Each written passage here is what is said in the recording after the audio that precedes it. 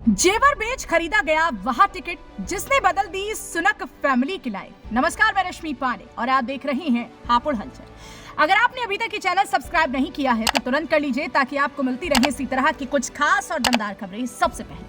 ऋषि सुनक के ब्रिटेन के पीएम बनने के ऐलान के बाद से ही दुनिया भर में लोग उनके बारे में जानने को उत्सुक हैं। वहां एशियाई मूल के ऐसे पहले शख्स होंगे जो ब्रिटेन की सत्ता संभालेंगे। ऐसे में ऋषि सुनक को लेकर हर किसी के मन में उत्सुकता है और लोग उनकी फैमिली लाइफ से लेकर उनके बीते दौर तक के बारे में जानना चाहते हैं। हालांकि यह बात कम ही लोगों को मालूम है कि ऋषि सुनक के परिवार का जीवन संघर्ष से भरा रहा और यहाँ तक कि उनकी नानी को शादी के जेवर बेचकर अकेले ही ब्रिटेन जाना पड़ा था। इसके बाद उन्होंने वहाँ कुछ वक्त नौकरी की तो पैसे कमाने के बाद फैमिली के दूसरे सदस्यों को भी बुला लिया। इस तरह ऋषि सुनक अपने परिवार की तीसरी पीढ़ी है जो ब्रिटेन में है।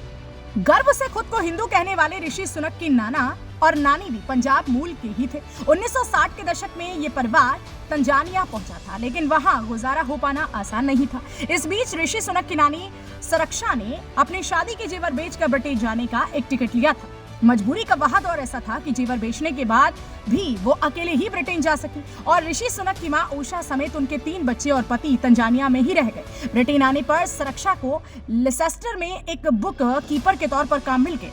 1 साल के अंदर उन्होंने इतने पैसे बचा लिए थे कि तंजानिया से परिवार को वापस बुला सके। इस तरह ऋषि सुनक की मां का परिवार ब्रिटेन आया था। वहीं कुछ ऐसा ही संघर्ष उनके पिता की फैमिली का भी था जो अविभाजित भारत के गुंजरावाला से नैरोबी पहुंचा था और फिर रोजगार की तलाश में ब्रिटेन आ गया था।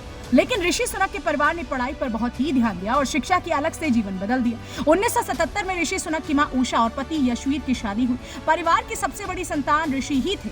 उसके बाद छोटे भाई संजय सुनक है जो पेशे से मनोचिकित्सक है। इसके अलावा छोटी बहन राखी संयुक्त राष्ट्र में काम करती है। पूरे परिवार की जिंदगी में ये बड़ा बदलाव शिक्षा की वजह से आया जिस पर सुनक फैमिली ने हमेशा ध्यान दिया।